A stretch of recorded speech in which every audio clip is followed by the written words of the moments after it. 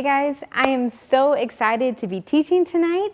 If some of you don't know me, my name is Caitlin Adams. I'm the Mid-Rivers Youth Associate, and like I said, I'm so excited to be here and get to teach and just to be with you guys. It's awesome. I hope you guys are having fun at your home groups, everybody's getting settled. But just to recap the past couple of weeks, we've been going through the book of Lamentations. We are going to be wrapping up the whole book, going over chapters 4 and 5 tonight.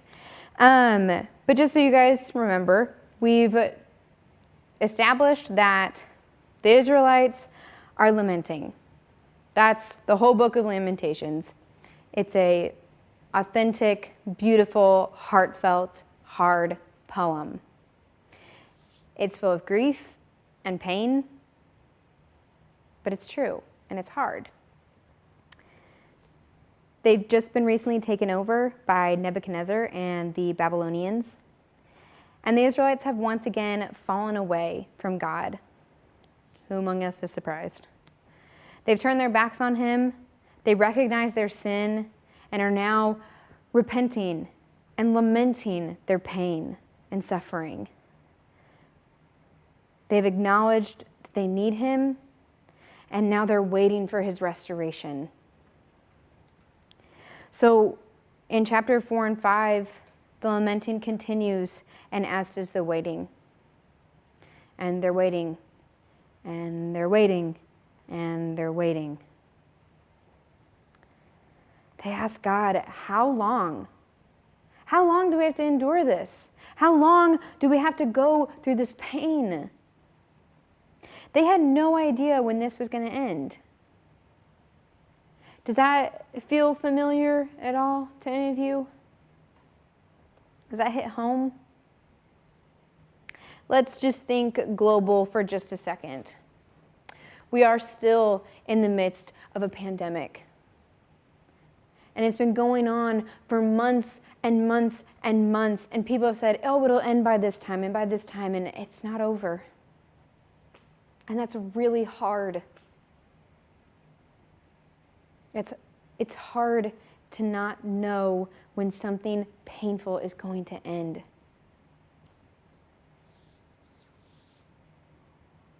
We've all asked the question, when will this be over? How long do we need to endure? And the answer is, we don't know.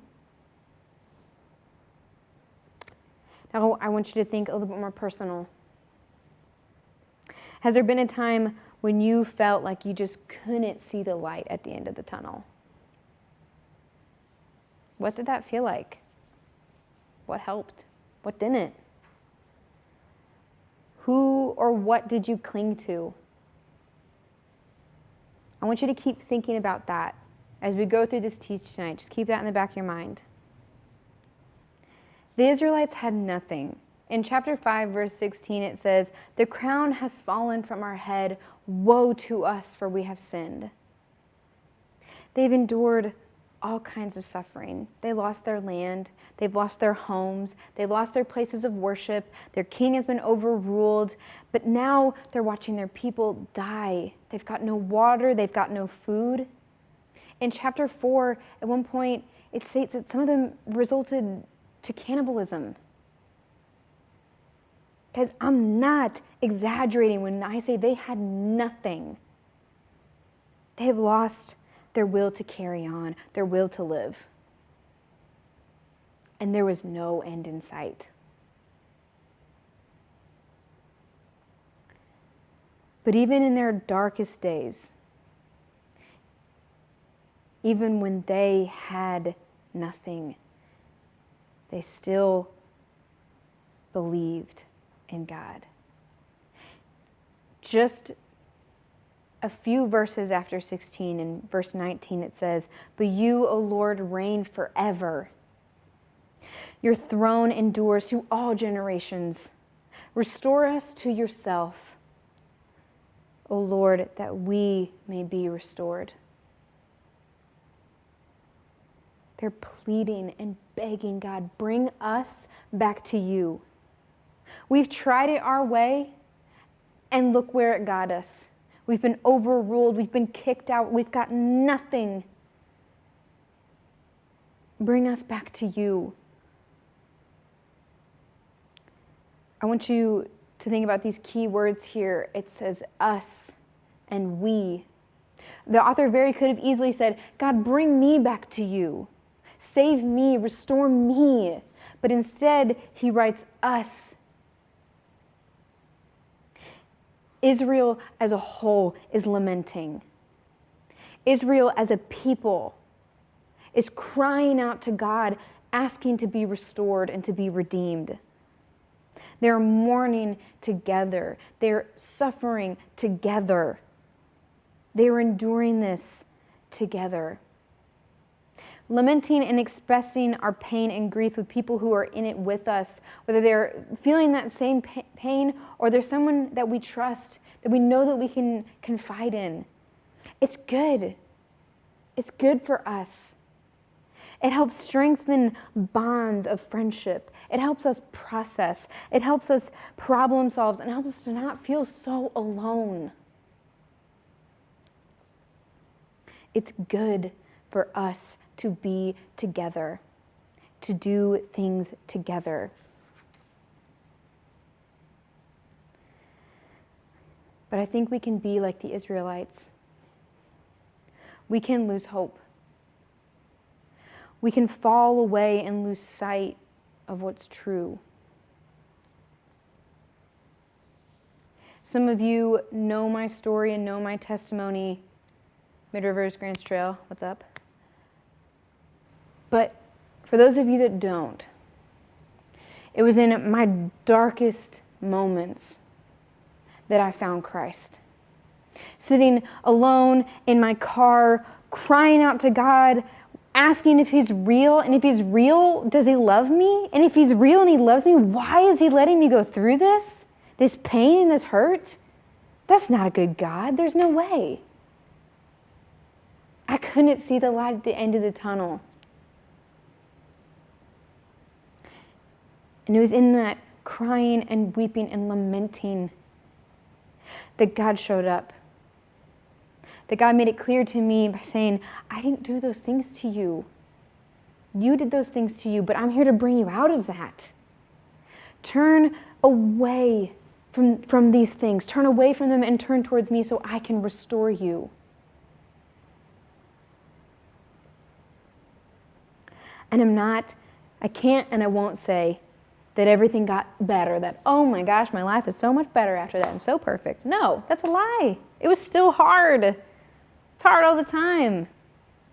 But life got immediately more worth living. There was something to live for, there was purpose, and there was hope.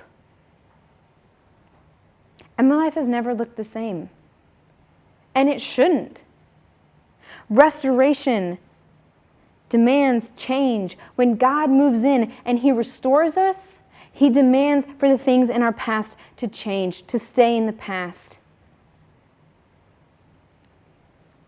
If we went back to normal, if we went back to our same rhythms and our same mistakes, we would just be living in a cycle. I think we can get stuck in this cycle of faith, where we hear the gospel and it's so good and we love it and it's amazing and we want to shout God's name from the rooftop and we want to tell everybody about who God is. And that lasts for a little while.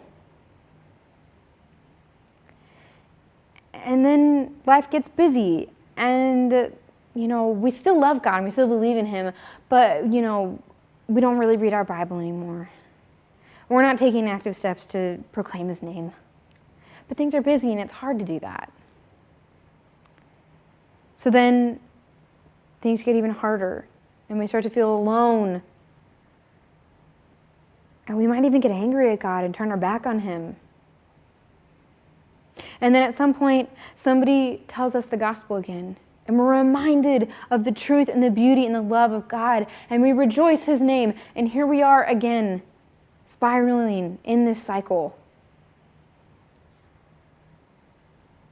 This is why things need to change.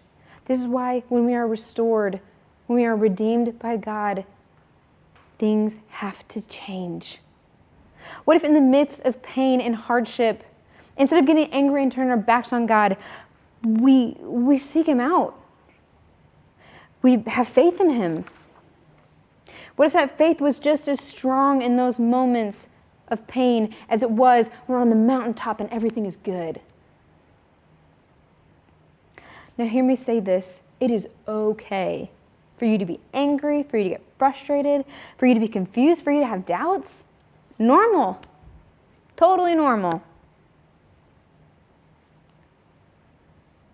But when we bring these things to God and we lay them at his feet and say, God, I'm confused. I have doubts. I have concerns.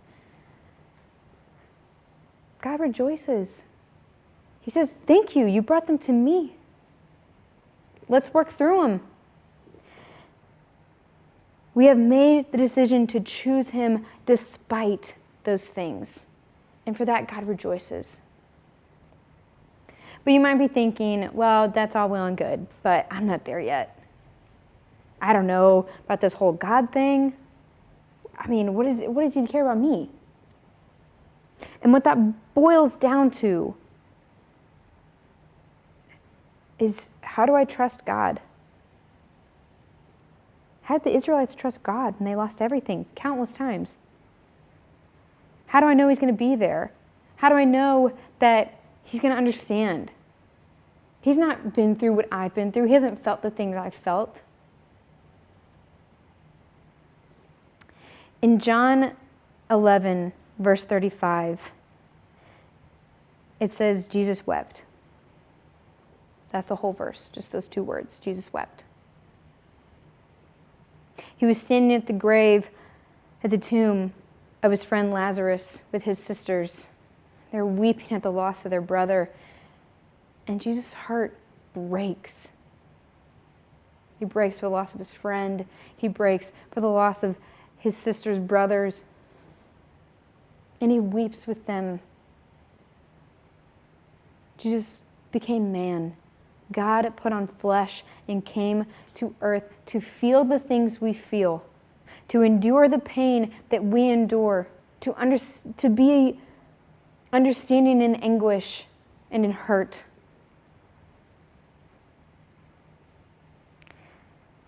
Jesus came and felt the things we felt so that we can trust him and trust that when we hurt, he hurts with us. When the Israelites were lamenting, God was not rejoicing, saying, ha ha, take that. No. God's heart was breaking for them. He wanted nothing more than for them to turn back to him. And his heart was breaking for his people, for his beloved children.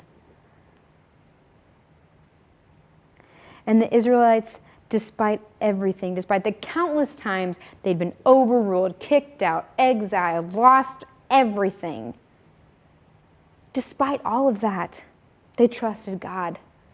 And they trusted that God would restore them. Because their faith in God, it demands trust.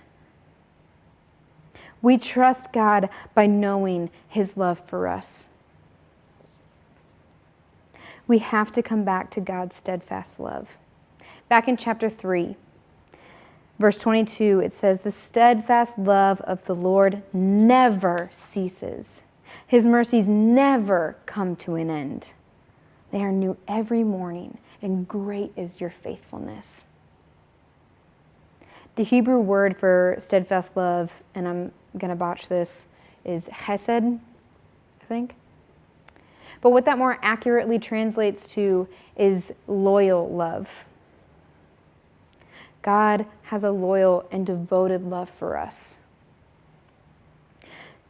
You are loyal to someone when you trust them. We are loyal to God when we trust that he will come through on his promises. The Israelites were loyal to God because they knew that he would restore because he's done it so many times in the past. Despite their many failings and shortcomings, despite our many failings and shortcomings, God restores and redeems.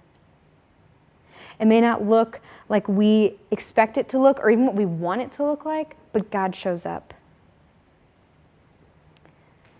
Now, Lamentations doesn't end on a high note. doesn't end with God swooping in and changing everything and everything's good and great. It doesn't. But it does end with hope. The Israelites knew that God would come through because he always comes through. They trusted him, and they'd seen him do it before. They knew that they were the makers of their demise. But they also knew and trusted that God would be the artist of their restoration. Unfortunately, we aren't given an expiration date on hard seasons. We're not told when they're going to end. But we can trust that God will restore. We don't know what that will look like, but we can know that it will be different. Now, one of our worship leaders, Matt, is going to tell us about a time that God showed up in the midst of pain and hardship.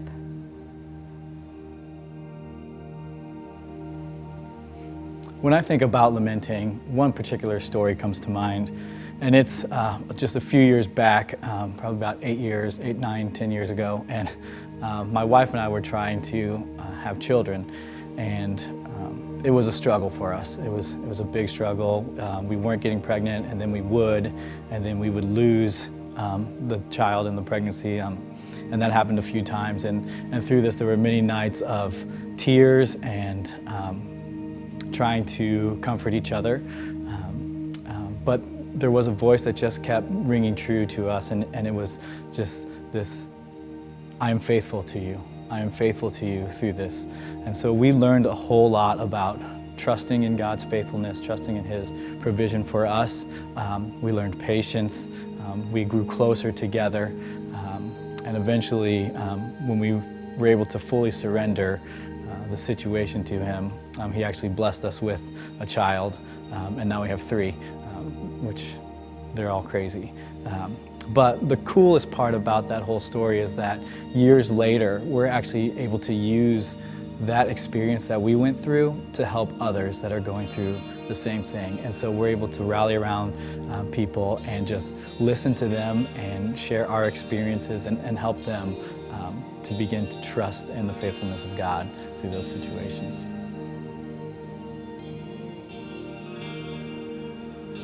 Father, thank you for your love. Thank you for your restoration and the way that you come through for us. God, you are good. You love us. In the midst of pain, in the midst of suffering, in the midst of joy, in the midst of happiness, Lord, you are there and you love us. Father, thank you for sending your Son to endure hardships, to be understanding when we feel these times of pain.